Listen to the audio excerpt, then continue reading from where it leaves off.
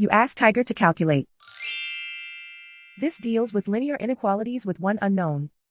The final result is a greater than 9. Let's solve it step by step. Group all constants on the right side of the inequality. Add 11 to both sides.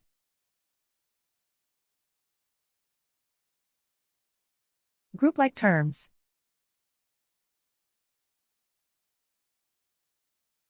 Simplify the arithmetic.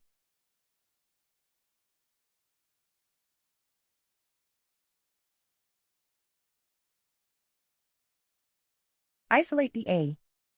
Multiply both sides by inverse fraction 3/4.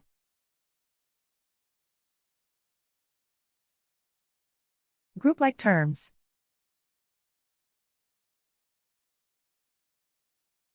Multiply the coefficients.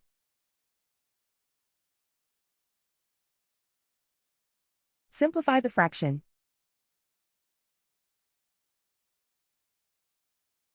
Multiply the fractions.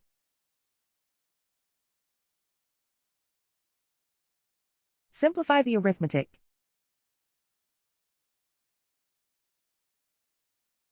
Plot the solution on a coordinate grid.